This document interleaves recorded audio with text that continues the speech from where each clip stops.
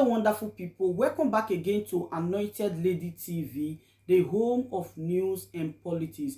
And we drop news every day, and we also react to every videos that comes our way. If it is your first time in this channel, you are highly welcome. Thank you so much for stopping by. And if you are returning subscribers, we appreciate you for your massive support, and we say may God richly bless you all for supporting this channel. And if you haven't subscribed, please kindly smash on the subscribe button, put on the bell so you get to know anytime we drop a new video.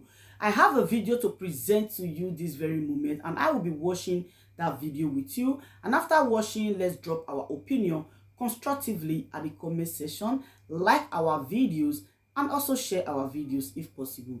Bye for now. Where are prone to that erosion, there's need for them to be evacuated temporarily, immediately. Yes. And then the constitution of the committee, the technical committee, should be done like yesterday, straight away, so that we can commence work immediately. Okay. Nice, you are going to say something. Yeah, just brief. So what I want to say is this: now, ideologically, by the time we look at it and also check the nicer forecast, we see that the rains, the flood, is just about to start now. Wow. Yeah. Thank you, sir. Wow. Please, from our prediction. So please, sir. And it's going to be short time, but the effect, the impact may be great. I think we recovered 3 cups. I was told that another, 4. At another location, they recovered another set of 2. You know, so we can't tell right now. But there are cups that, or corpses that have not been discovered. Some people have not really come out that I'm losing my father, or I'm losing my husband, or I'm losing a child. So, or relatives. So, but for now, the best we could do is pray for ourselves and keep praying for government for more wisdom to know what to do. All right?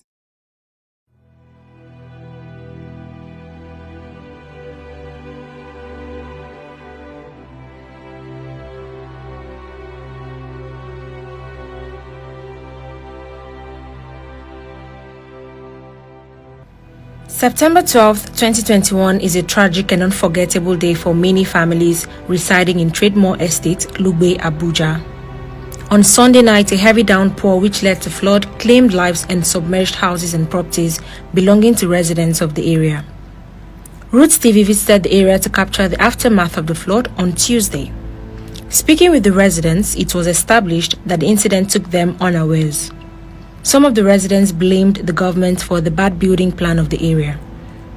To 10, I took the road to my house, my street in ABC on Jaco. All of a sudden I saw the flood coming. You know, I was inside my car, immediately my car offed, you know, and the doors locked. It wasn't easy, just by the grace of God I managed and opened the door, and you know, my friend was there too, so I have to save her and save myself, and that was it. I have to pull off my friend out and assist the person up, like by pushing the person from the water, like, you know, to look for a place that she can hold. So that's what happened. I have to push her on that car for she to be safe. And me, the next I have to like save myself by holding a tree. You know, that's how I saved. But my car went to the canal. Everything, both my own personal works, this hard disk now, a lot of things is inside, both my brother's projects, which he's studying in Malaysia, all his projects, all of them is inside this hard disk. Most of the hard disk here, all of them are spoiled. This is my laptop, that's spoiled. We have almost 3 laptops here, all of them spoiled. So everything we have in this house, nothing come out. The only thing you are seeing now is only this chair, which we managed to wash them. The car that was parking here, the car spoiled. So they are, this morning now, they just tow the car out to where they want to go and do something about it. At about 8:30 to 9, we discovered that flood was coming.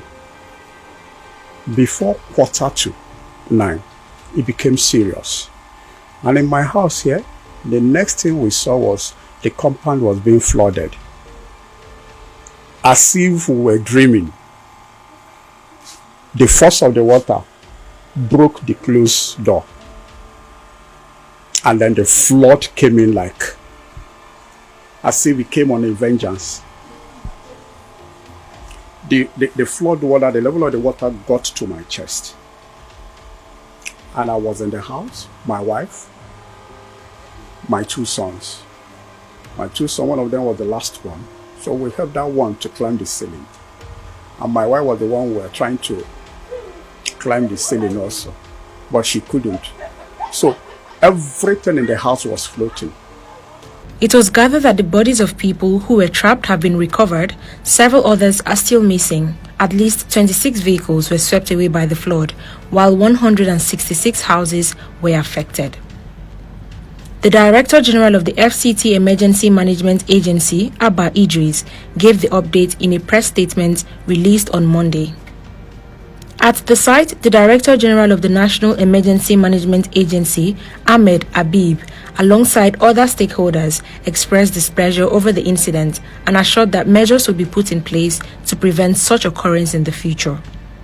Habib said technical teams, including meaningful stakeholders, will be set up in order to strategize on ways to stop the incident from happening again. To what degree and extent, I may not be able to say now. And then we have also said a bigger committee is going to, in fact, they were supposed to be on their way to development control. So we are going to make our own input as an agency. And of course, there's a team here already from NISA, FCT Emergency Management Agency, NEMA coordinating, and then we'll come up with something that we're going to push forward. We are hoping that we'll begin to major more on disaster risk reduction efforts as a country. Because if that is done, we will talk less of search and rescue and other recovery actions. We are amplifying recovery actions. The heavy flooding left many residents of the estate stranded, forcing them to seek for alternative accommodation. Give us one of the rooms in his house. So because you can see that you can't sleep here, you can't stay here. So we had to relocate. The shirt I'm wearing is his own. So my 2 sons are over there. That's my wife outside. This car was parked here, but the flood moved it. Mr. Bashir Garba, the Deputy Director of Operations, NEMA, while speaking on site, said the first step to preventing such occurrence was to evacuate residents living in areas prone to flood. Engineer Adewale Adenaike, the chairman of Ťírøuble Estate, while expressing his grievances, volunteered to be part of other stakeholders which will be set up by NEMA. Recall that the Nigerian Meteorological Agency had earlier predicted heavy flooding in 2021 in 28 states, including the FCT. It is not the first destruction caused by flood in the FCT. In September last year, there was heavy flooding around Lokogoma area, which claimed lives and destroyed properties. Of the public that the flooding in Ťírøuble is not because of buildings inside Ťírøuble. It's because Ťírøuble is at the receiving end of a lot of flood water gathering all through from Kabusa, Lokogoma, Piakasa. And when we started developing this estate, even from, someone said Federal Secretariat, when we started building here 15 years ago, all those areas were bush. There was water seepage, which contributes to 40%, which takes away 40% from the runoff. Now, imagine there are maybe over 100 estates just in Piakasa. All of them don't have seepage again. Everything is contributing to this channel. This is the reality. A width of maybe 25 meters is being constrained to 2 meters, 3 meters, and you're passing it through the express. So that area is like a dam. And that is why this water piles up. Nigerians believe authorities have failed to prepare for the predicted flooding, as casualties recorded this year have so far surpassed the previous year. With more rain still expected in 2021 and years to come, residents of these vulnerable areas have pleaded with the federal government for intervention. October is still there. The rains are still around. Anything can happen. So we are thinking that possibly the same committee will come up with, of course, working with the FCT leadership, coming up with where we can evacuate people. Of course, it won't be easy for the people here. From my experience, people that talk about our ancestral homes, it's not easy to move them away. These ones are not ancestral homes, okay? But moving people away from where they are used to is going to be a challenge. And of course, through persuasion and whatever, and then assurance that where we are moving you to is better, they will willingly cooperate. So we are looking at the possibility of evacuations